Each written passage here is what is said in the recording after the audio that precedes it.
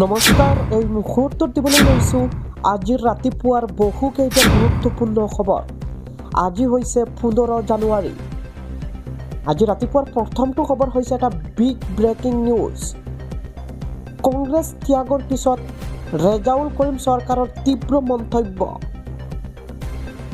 মই কাৰো গোলাম নহয়। দেৱব্ৰত শইকীয়াৰ দৰে লোক থাকিলে কংগ্ৰেছ কেতিয়াও আগুৱাই নাযায়। মই কাৰো গোলাম নহয়, এনেদৰে মন্তব্য কৰে। কংগ্ৰেছৰ পৰা পদ ত্যাগ কৰি ক্ষোভ উজাৰিছে ৰেজাউল কৰিম চৰকাৰে। মানুহৰ সহ্যৰ এটা সীমা থাকে। মোক আমন্ত্ৰণ কৰি কংগ্ৰেছত যোগদান কৰোৱা হৈছিল। মই মেৰুদণ্ড বেঁকা কৰি ৰাজনীতি নকৰোঁ। মোক জাতিৰ ঊৰ্ধত ৰাজনীতি নহয়। কংগ্ৰেছ ত্যাগৰ পিছত ৰেজাউল কৰিম চৰকাৰৰ তীব্ৰ মন্তব্য। আৰু এই মুহূৰ্তত জনাই আছোঁ, বৰ্তমানৰ যিজন আমচুৰ সভাপতি ইমতিয়াজ হুছেইন, তেখেতে দবকাত আহি উপস্থিত হৈ কি ক'লে, আমি এই মুহূৰ্তত বৰ্তমানৰ যিজন আমচুৰ সভাপতি আছে তেখেতৰ মন্তব্য পোনপটীয়াকৈ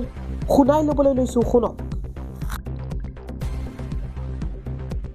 ইতিমধ্যে কৈছোঁ, মই তেজপুৰতো কৈ আহিছোঁ যে তেওঁ আমচুৰ মজিয়াৰ পৰা বিদায় লোৱাৰ পাছত তেওঁ এক ৰাজনৈতিক দলত যোগদান কৰাটো তেওঁৰ ব্যক্তিগত সিদ্ধান্ত আছিল, আৰু সেই ৰাজনৈতিক দলৰ পৰা তেওঁ আঁতৰি অহাটো তেওঁৰ ব্যক্তিগত সিদ্ধান্ত। কিন্তু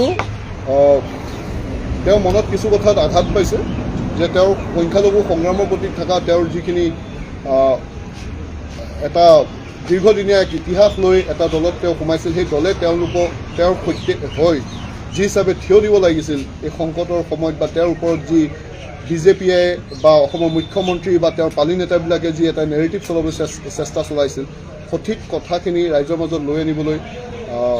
এই কংগ্ৰেছে চেষ্টা চলাবলৈ লাগিছিল বা তেওঁলোকে কথাখিনি উত্থাপন কৰিব লাগিছিল। সেই ক্ষেত্ৰত তেওঁলোক ব্যৰ্থ হোৱাৰ বাবে আমিও দুখিত হৈছোঁ, আমিও দুখ প্ৰকাশ কৰিছোঁ, আৰু তেওঁ দুখ পাই তেওঁ ৰেজিগনেশ্যন লেটাৰ ছাবমিট কৰিছে। অসমৰ মুখ্যমন্ত্ৰী ডাঙৰীয়াই এটা নেৰেটিভ সৃষ্টি কৰা কথাটো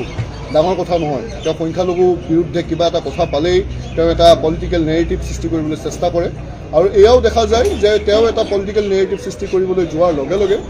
তেওঁৰ পালি নেতাবোৰো তাত জঁপিয়াই পৰে, আৰু এনেকুৱা লাগে তেওঁলোকে বৰ বিজেপি আৰু বৰ RSS। চ' এইটো কোনো অস্বাভাৱিক কথা নহয়। কিন্তু ৰেজাউল কৰিম ডাঙৰীয়াই নিশ্চয় এইটো আশা কৰিছিল যে কংগ্ৰেছে এই সময়ত তেওঁৰ সংগ দিব, কিন্তু দেখা গ'ল কিছু জ্যেষ্ঠ নেতাই কংগ্ৰেছৰ তেওঁৰ বিৰুদ্ধে গৈ কিছুমান আক্ৰমণাত্মক কথা কোৱাৰ বাবে তেওঁ দুখ প্ৰকাশ কৰিছে, আৰু তেওঁ অনুভৱ কৰিছে যে তেওঁৰ সত্তা ইয়াত অপমানিত হৈছে, সেইকাৰণে চাগে তেওঁ ইয়াৰ পৰা ত্যাগ কৰিছে। আৰু ময়ো ৰেজিগনেশ্যন লেটাৰখন পঢ়িছোঁ, আৰু ৰেজিগনেশ্যন লেটাৰখন পঢ়ি দুজনকৈ কংগ্ৰেছৰ জ্যেষ্ঠ নেতা CLP লিডাৰ দেৱব্ৰত শইকীয়া আৰু নগাঁৱৰ MP প্ৰদ্যুৎ বৰদলৈৰ বিৰুদ্ধে সেইখিনি কথা গুৰুত্ব সহকাৰে ল'বলৈ লাগে APCC তথা AICCয়ে। কাৰণ ইতিমধ্যে অসমৰ মুখ্যমন্ত্ৰী ডাঙৰীয়াই স্পষ্টভাৱে বিভিন্ন সময়ত কৈ আছে যে কংগ্ৰেছৰ ভিতৰচোৱাত মোৰ মানুহ আছে, মই চব কথা উইদিন মিনিটছ মই গম পাই যাওঁ। আৰু পুনৰবাৰ যিহেতু আমাৰ প্ৰাক্তন সভাপতি মহোদয়ে এই কথাখিনি দাঙি ধৰিছে, তে আশা কৰিম কংগ্ৰেছে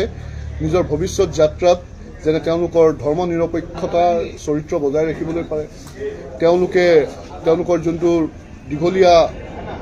তেওঁলোকৰ ইতিহাস আছে স্বাধীনতাৰ আগৰ পৰা, সেইখিনি যেনে তেওঁলোকে অক্ষুণ্ণ ৰাখিব পাৰে, তাৰ বাবে তাত তেওঁলোকে ব্যৱস্থা ল'ব। আৰু আমচুৰ পৰিয়ালৰ ফালৰ পৰা আমি ৰেজাউল কৰিম চৰকাৰ ডাঙৰীয়াক এটা কথা ক'ব বিচাৰোঁ যে আমি সম্পূৰ্ণ তেওঁৰ স্পীচটো আমি শুনিছোঁ, দেখিছোঁ, আমি পৰ্যালোচনা কৰি পাইছোঁ। সঁচাই তেওঁ বৰ অসমৰ কথা কৈছিল, তেওঁ সমন্বয় আৰু সম্প্ৰীতিৰ কথা কৈছিল। হয়তো এটা দুটা শব্দ অলপমান শ্লিপ হৈছিল, সেইটো মানুহ হিচাপে নিজৰ নিজৰ বৈশিষ্ট্য আছে। কোনো এখন চহৰ আন এখন চহৰৰ লগত ৰিজোৱাটো ঠিক নহ'ব। মই কেতিয়াও নিবিচাৰোঁ হোজাই গৈ তেজপুৰ হওক, বৰপেটা গৈ ধুবুৰী হওক, ধুবুৰী গৈ গোৱালপাৰা হওক, বা লখিমপুৰ গৈ ডিব্ৰুগড় হওক, ডিব্ৰুগড় গৈ শিৱসাগৰ বা যোৰহাট হওক, সেইটো হোৱাটো আমি কোনোৱে নিবিচাৰোঁ। আমি বিচাৰোঁ প্ৰতিখন চহৰ নগৰৰ যি ৰিচ হিষ্ট্ৰী কালচাৰ আছে সেইখিনি সদায় সেই প্ৰকাৰে থাকিবলৈ লাগে। কিন্তু ইয়াত যি তেওঁৰ বক্তব্যটো বিকৃত কৰিবলৈ এটা অপচেষ্টা চলাইছে, সেই কথাখিনিত বা এটা পলিটিকেল নেৰেটিভ সৃষ্টি কৰিবলৈ এটা চেষ্টা চলোৱাইছে সেই কথাখিনিত আমি অমান্তি হৈছোঁ আমি মানিবলৈ পৰা নাই আমি ৰেজাউল কৰিম চৰকাৰ ডাঙৰীয়াৰ ভৱিষ্যতৰ যি ৰাজনৈতিক যাত্ৰা হ'ব তেওঁ দীৰ্ঘদিনীয়া যি ২৬ বছৰীয়া তেওঁৰ এই সংগ্ৰাম আৰু সংখ্যালঘু সংগ্ৰামখনৰ যি তেওঁৰ সত্তা সেই সত্তাৰ প্ৰতি আমি সন্মান জনাওঁ আৰু এই তেওঁৰ যাত্ৰাত আমচুৰ পৰিয়ালে তেওঁৰ লগত থাকিব তেওঁৰ শুভকামনা আমাৰ লগত থাকিব আমাৰ শুভকামনা তেওঁৰ লগত থাকিব আৰু তেওঁ য'তেই নাযাওক কিয় আমচুৱে তেওঁক সমৰ্থন জনাব চাওক নগাঁৱৰ এমপিজনে যদি তেওঁক চিনি নাপাওঁ বুলি কৈছে মই এটা লাইনতে ক'ম যদি আমচুৰ প্ৰাক্তন সভাপতি যোনে আজি এসপ্তাহ 10 দিন আগত আমচুৰ পৰিয়ালৰ পৰা বিদায় লৈছে তেওঁক চিনি নাপাওঁ বুলি কয় তেতিয়াহ'লে সংখ্যালঘু গোটেই সংগ্ৰামখনক গোটেই সত্তাটোক তেওঁ অপমান কৰাৰ দৰে হৈছে তেওঁ যদি আমচুৰ প্ৰাক্তন সভাপতিক চিনি নাপায় তেতিয়াহ'লে সংখ্যালঘু জনগণৰ ভৱিষ্যতত তেওঁক চিনি নাপাব সেইখিনি কথাই আমি কৈছোঁ